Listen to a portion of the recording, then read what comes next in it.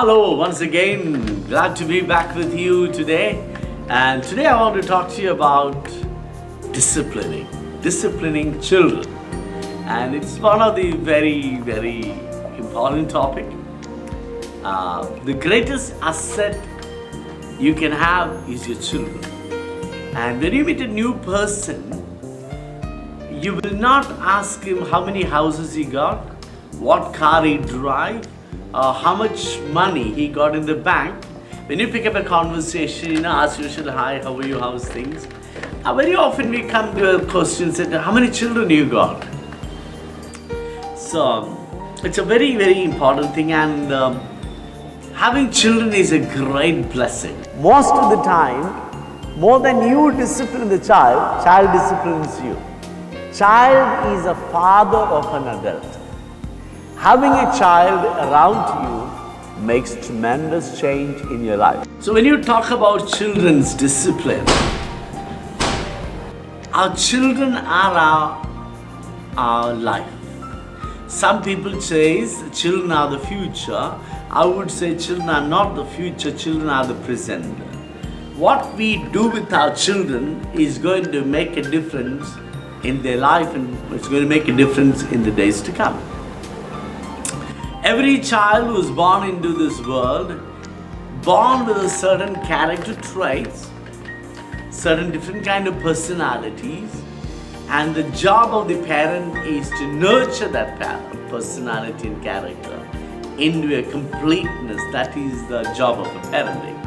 When you talk about children disciplining, you got to remember that from the third month, when a child becomes 90 days old, child can respond to you, and probably that's the best time you start disciplining a child. I know lots of people find difficult when I say this, and they say, how can I beat a 90-day-old child?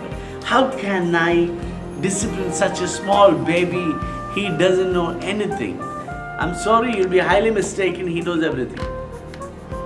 The child knows everything. Child can relate, child can read your emotions, child can feel what's going on around.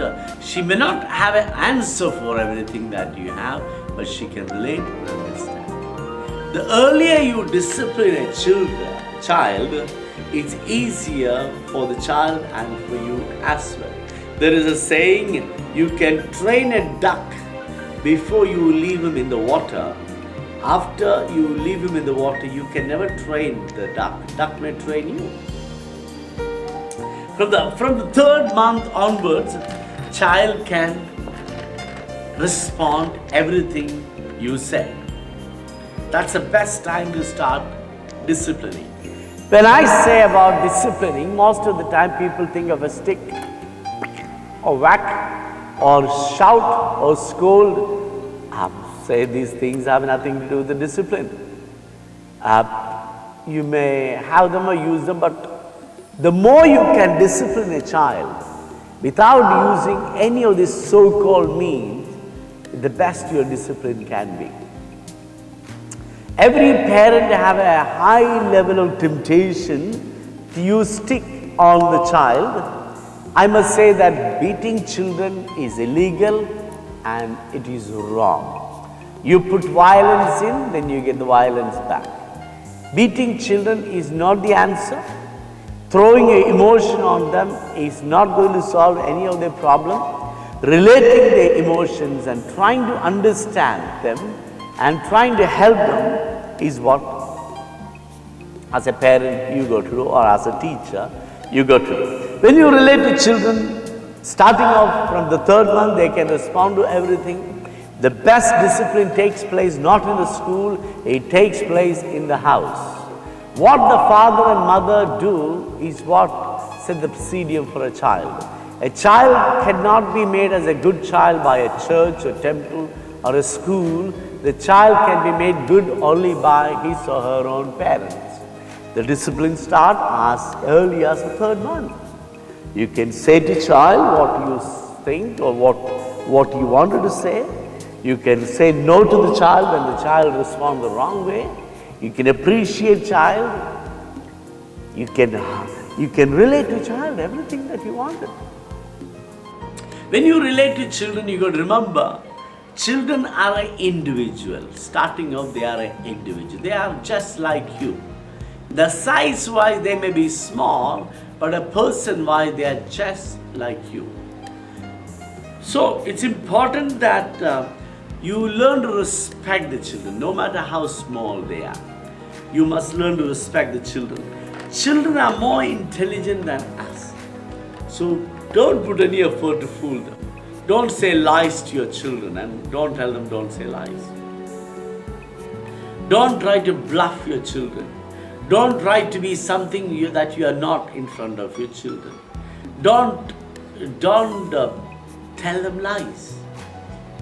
Don't ever think that you can fool them. They are far more intelligent than you. If not, they are going to be more intelligent than you in the days to come. As they come to teenage, they have more difficulties, they have more problems. When your child starts growing, when they come to teenage, you must learn to treat them as friends, not as children anymore. And when you bring up your children, every parent must focus on exposing the child into a controlled situation of danger and needs. If you suffer and provide everything for a child, you are teaching your child a wrong message. You have to expose your child into the challenges of life, difficulties, problems, risk, and adventures as well. When you raise up your children, you always have a choice whether you want to make a godly child or a good child or a smart child. Godly child is a child that who goes to temple or church faithfully, controlled and dominated by religion, can't think freely, always say no, no, no, no, no. Why no? Because my religion doesn't agree with it. My parents never done it, my grandparents never done it, it's not in our family. It's true, my friend, it's not in your family, but you need to have. Your grandparents didn't wear jeans, are you wearing now? Your grandparents did not have the television in their house, why you are having one? So, when you raise up a child in an over-religious manner, you take away the creativity of the child and you make the child to think in a very controlled way where the child will never become successful or effective. The second thing is that you try to raise up children as a good children. Good children are children who've been taught what's right and wrong. They've been spanked for the wrong and appreciated for the right. They grew up with one intention, I should be good, I should be good, I should be good. The good people are good people, I love them, but they are not good to lead. They can only become assistants. Good children will grow up to be stewards, or clerks, or peons, attendants, accountants. They will never become leaders. Then there is a children called smart children. Smart children are the children who have been exposed to danger, disciplined, but challenged and motivated on a regular basis. They believe in God, or they have godliness, they have goodness, but more than goodness and godliness, they are dominated by smartness. When they go through a situation, they will not accept the situation as something that happened to them. They will look to the situation and say, why can't I change you? The smart children are the children who will always ask questions. They will not be disciplined children. They will ask you why, how, when, what, why not, how come. The smart children are trained to ask questions. Smart children are trained to think, reason out, and rationalize. So when you make your children to grow, you always have a challenge to discipline them to become smart children, godly children, or good children. Let me ask you, what kind of discipline you are providing for your children? Are you raising up your children bound with the religion, captivated with religious thoughts, where they are not permitted to think freely? Or are you bringing up your children as a good children Always do good, do good, do good. Otherwise beating, spanking, correcting. Always saying that don't look at the bad things. Never exposed to the danger. Never exposed to the people who are not their category. Only good. I will tell you, they become only stereotype. Or are you raising up your children as a smart children? My friend, make it as a point that you want your child to be a smart child. Don't be so busy in making your child obedient. Don't be so busy in making your child religious. Be busy in making your child as a winner. A child that will make a difference. A child that will be better than you. A child who can be smarter and better than you. Sometimes we tell the children, be like us, be like your dad, be like your mom. Not sure about that. Maybe your child can be better than you. It's always a challenge. So today I wanted to focus mostly on the teenage time of a child's life. With the 3rd month or 3 year or 6 year up to the 12th year or 10 to 12 year, it is quite an easy thing to discipline the children, because most of the time children are fascinated by the parents. They really look up to the parents for everything. Whatever the parents say, that's the final. If a little child gets angry, whom do he or she run? Whom do he or he calls? They always call the parent. They are always under the parent.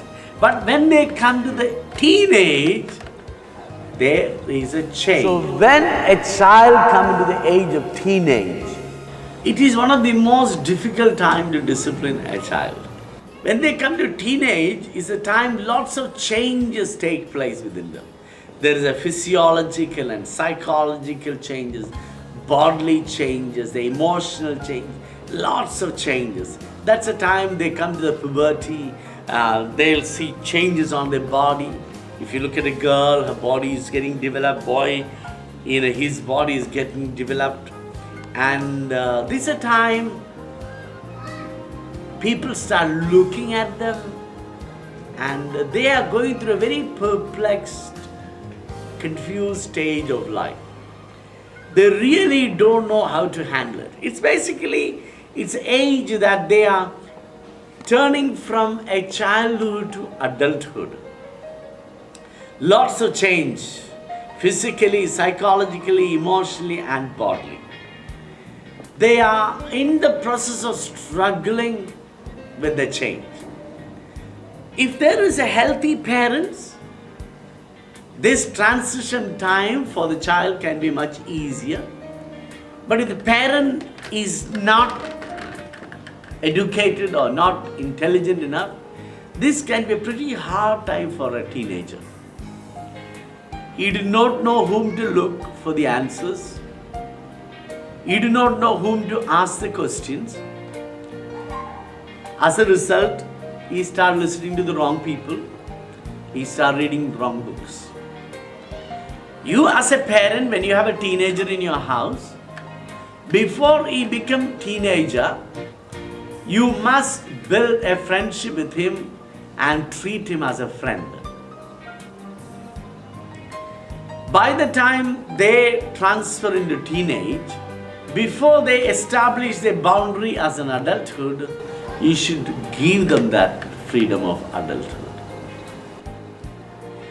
You should have conversation with them about the bodily and psychological and the physiological change that taking place in their life. You must build a freedom where your child can ask questions freely to you. When they come to the teenage, they have this problem of peer pressure. They have a problem of identity crisis. Many a case, children will shift their dependability from parents to friends. Some of them learn to depend on themselves. Very few children really depend on the parent in their teenage time. Teenage time, child get very worried. Is my parent is going to control me? Is my parent is going to dominate me? Child want to pay freedom. The child was so excited to come with you for holidays. This time when you're planning holidays, she is looking for ways how to avoid coming with you. Or he is looking for ways to avoid coming with you. He don't no longer enjoy the company. The teenage is a time they go through lots of peer pressure. They want to be identified with the people around them than their own parents. They lived and listened to their parents for a long time. They're kind of a bit chalked up with it. Now they wanted to listen to their friends. Now that's the time we really got to be careful when we discipline the children. It's not the time to beat them. It's not the time to threaten them. It's not the time to manipulate them. It's the time to understand their feelings. If you manipulate a child, you can make the child to do what you wanted. But once the child realizes that he's been manipulated, he will lose your respect. I had seen this all the time. When they are small, they will depend on the parent. As they come to teenage, they will go away from the parent. But after they cross 25, they will again want to come back to the parent.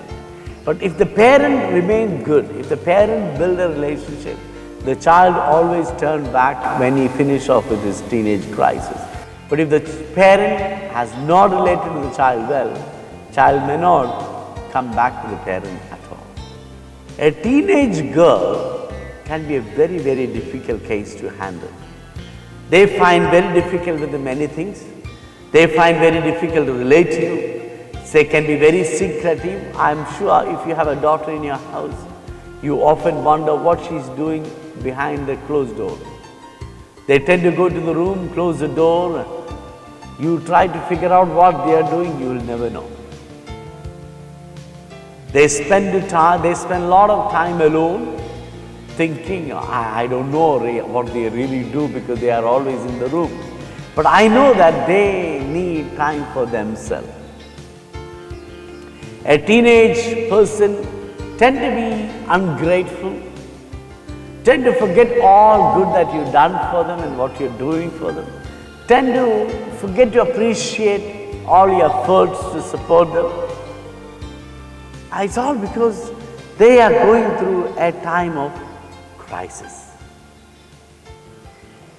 A teenage child needs you to understand him or her rather than you want them to understand. Most of the parents tell the children, listen to me, listen to me. But when it comes to a teenage child, more than you are telling him or her to listen to you, you as a parent put an effort to listen to them. They are going through more crisis than you are going through. They are going through more changes, and that's very rampant than you. Remember, change is risky, change is shaky, and change is very insecure. Nobody can feel comfortable in the change. So it's a time that we tell the child that I want to understand you rather than I want you to understand me. I want to listen to you rather than you are listening to me. And that's the time their personalities start manifesting. When you relate to a child, make it a point that you will never tell the child that be like, why you are not doing like him, why you are not be like her.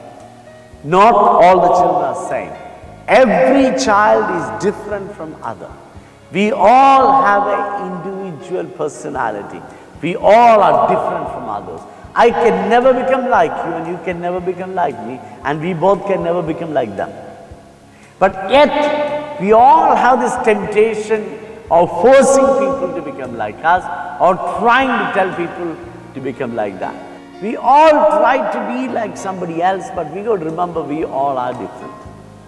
When you deal with a teenage child, you got to remember every child is different. Now when you study about the personalities, basically there are 4 different kind of personalities you'll see around.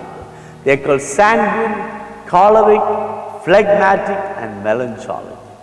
All these four characters have their own natures, their own character strength and character weakness. You can never tell a child to be like somebody else because every child is different. When you look at a person who is sanguine, a sanguine person is generally very light-hearted, fun-loving, a people person, love to entertain, spontaneous, leader ability, confident. However, they can be arrogant and cocky and indulgent. They can be dreamy of task point and they can be very expressive. They can become a natural salesman, storytellers. They are very warm and enthusiastic, good motivators. They can be good communicators. They can be very competitive. They tend to exaggerate things. But when you look at a choleric person, he's totally different. A choleric person is full of ambition, is full of energy, full of passion. He tried to instill that into everybody else. He tend to dominate other people. He tend to have ideas to tell everybody. And he's very objective, very focused. He knows what he wants. He is like a driver. He wants to drive everybody. He communicates things quickly. He'll have an answer for everything you say. Sometimes very tactless, and he's very hardworking and high energy. But when you look at a melancholic person, he's a very thoughtful person. He's a ponderer and often very considerate and very highly creative, and they can be gifted in poetry and arts. The tragedy and cruelty, and they're always occupied talking about the wrong things that happening above in the world. They are very perfectionist, very particular about what's happening. They tend to be highly detail oriented. They have difficult times making decisions. They make great accountants, and they can become accountants and engineers. They tend to be highly critical about people. They can tend to be pessimistic and very presumptive. But when you look at the fourth kind of character, phlegmatic, they are generally very self-content, kind people, and they always interest in other people. Sometimes they are lazy, and they talk about love, they talk about passion, they talk about kindness, they talk about the need, they talk about change. You know, when you talk about these four kinds of personalities, all four are different. So when you look into disciplining a child, a teenager especially, when they come to the age of 12 to 18, is a time their character formation take place. Lots of internal and external changes take place. It's a time they are defining themselves, who they are really. They may have one of these four different kind of personality. Your child can be a choleric, was always high-spirited, energetic, and want to do things, want to take initiative, take risks. Don't try to tell them to be like somebody else. Don't try to clamp them down. Release them. Release them to be a monitored situation where they can explode their internal abilities. Your child can be a very natural salesman, storyteller, very enthusiastic, good motivator, can be a person who getting involved in everybody around him. He may be a sanguine person. Don't try to tell him to be like you. Your personality is different. Or your child may be a phlegmatic or maybe a melancholic person. It is so important, you as a parent, you must understand your child. If you want to be wise, I challenge you every day or very often as possible, sit somewhere far away from your child and watch and observe your child. How he eat, how he talk, how he walk, how he talk to his friends, how he respond in a crowd, how he face the challenges. You can easily recognize whether your child is a choleric or phlegmatic or sanguine or melancholic. Once you understand your child, then it's very easy to relate to your child. Don't make a stereotype discipline system for your child. Don't bring too much of discipline on your child. More than you are asking your child to listen to you, You make it a point to listen to your child. Stick and scolding and shouting is not what's going to make your child smart. Your ability to understand your child, your ability to understand your child and respond to the child according to the need. Or maybe not responding at all and letting him to make his own decision is the best way you can develop a child. If you're a parent, what can give you more pride than seeing your child doing extremely well? Your children are the greatest asset that you can ever think of having. Learn to discipline your child while you can. I will recap what I was sharing today. When you think of disciplining your child, you can start disciplining your child when the child is 3 months old. But as the child grows, your style of disciplining your child has to be changed. As the child changes from dependability to independability, you as a parent or teacher, you should nurture that independability in the child. When the child comes to the teenage, he is no more a child, he is on the process of becoming an adult. You as a parent, learn to relate to him as a friend. Learn to start communicating as a friend. More than trying to tell the child to listen to me, you as a parent put an effort to listen to him. Understand what kind of character your child has. Is your child an outgoing, expressive, choleric? Is your child a shrewd, thinking, planning, a very systematic, sanguine? Or your child is a very detail-looking, very analytic person who can become an engineer? Or is your child a phlegmatic who think of the love and emotions and songs and feeling what's going around the world, who become a philosopher? You don't know. But if you can understand your child's emotions, you can relate to your child and help the child to become whatever he wants. It will be very wrong for you to guide a child in the wrong way. As he grows up, he is going to have an identity crisis. He will be more of a liability for the society than an asset. Help the child to learn to discover himself. You as a parent, enjoy and join to this joyful journey of helping child to discover himself. Disciplining child can be fun once you understand the child. Don't try to impose your views and values on the child. Remember, your child is an independent individual. Give him the freedom to explore himself.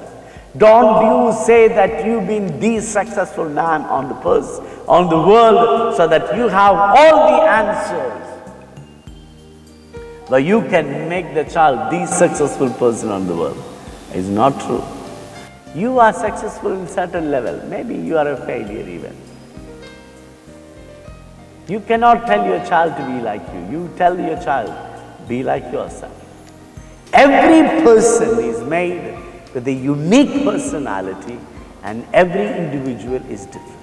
So may the Lord bless you to communicate with your children effectively. May the Lord help you to understand your teenage child and relate as a friend, where you will find a good friend in your children. And as you get old, you will find a good comfort and friend in your children, and your children will be a comfort for you. Thank you. All the best.